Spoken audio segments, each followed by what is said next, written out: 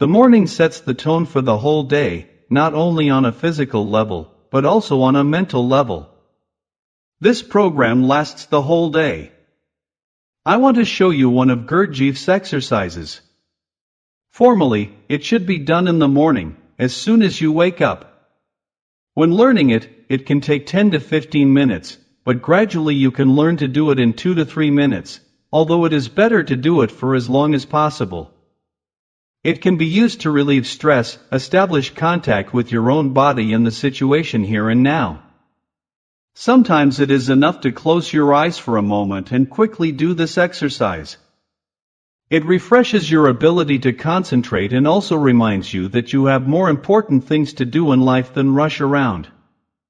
The morning exercise, as it is traditionally called, is not difficult in terms of technique, but like most other mindfulness exercises, it is not always easy to remember. Ideally, it should be the first thing you do when you wake up. What needs to be done today? What problems need to be solved? What went well yesterday, and what went well last month? It's no surprise that enough troubles arise during the day. We immediately get caught up in a mental web of worry. I don't know if immediately and automatically thinking about problems helps in any way, but they certainly increase anxiety. Of course, this exercise can be done not only in the morning. It can be done at any time to get yourself in order and strengthen your connection with your surroundings. I often call it a starting exercise, by analogy with starting a pump before it begins to work. In this exercise, you activate your focus and sense of connection. The moment when you begin your morning exercise, as I understand it, varies from person to person.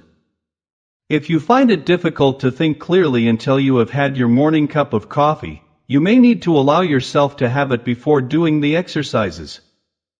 But if you are one of those who start worrying within 2 to 3 seconds of opening your eyes, you should start before you start worrying.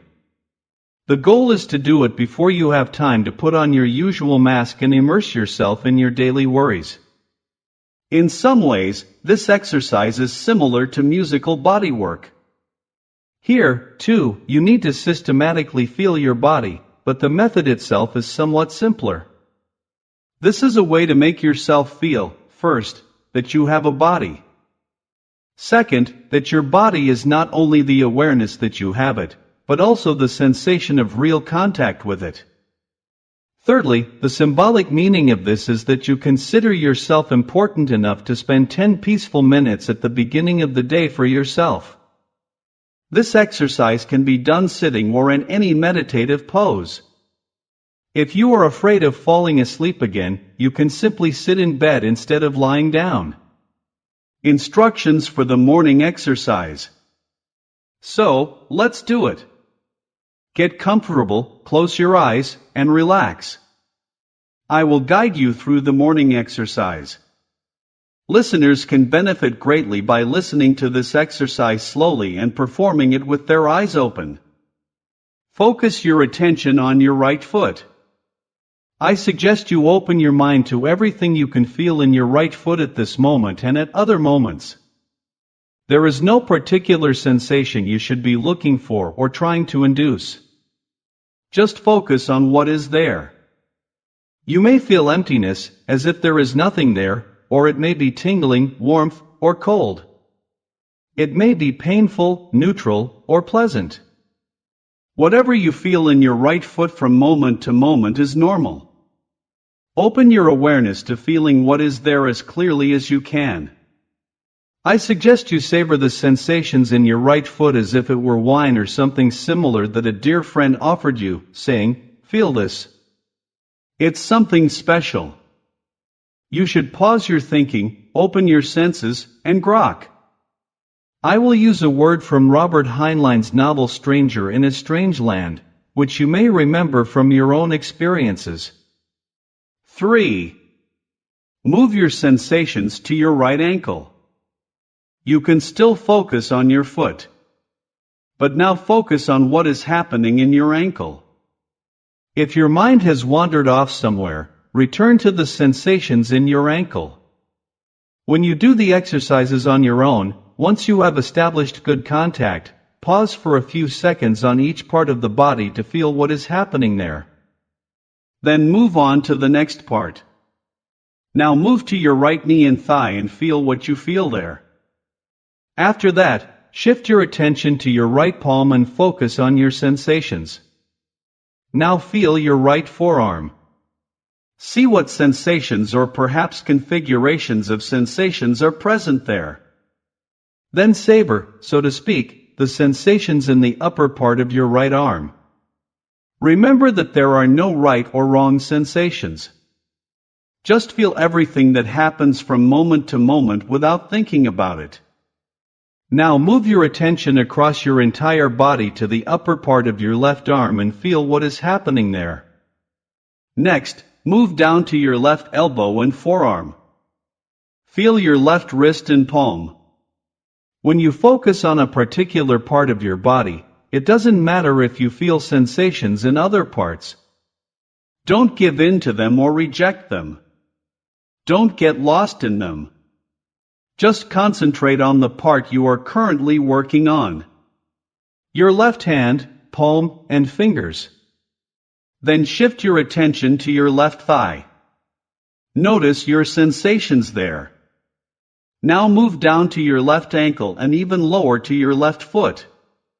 Next, I suggest expanding your focus and feeling both feet and ankles and both thighs at the same time. Feel both legs as a whole. Now expand your attention even further. While continuing to feel your legs, also feel your arms. So, you are feeling both your arms and legs at the same time. While continuing to feel both, add active listening to the sounds in this room.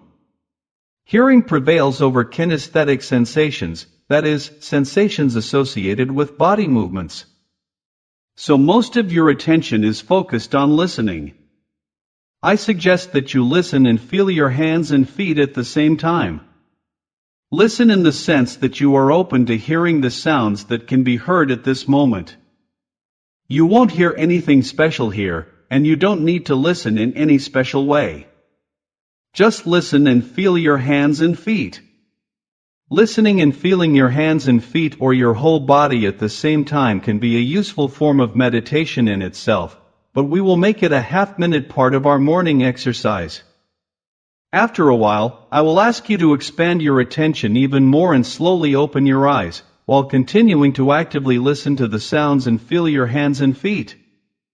Visual perception of the world is our dominant sense, so it will take up most of our attention. Approximately 50 to 60%. Hearing will probably take up about 30%, and sensation in the hands and feet about 10%. So, slowly open your eyes, continuing to feel your hands and feet and listen to the sounds around you. Now that you have opened your eyes, I suggest you look at everything actively. That is, don't just stare at something, but actively and curiously look at an object for a few seconds and then shift your gaze to something else for a few seconds.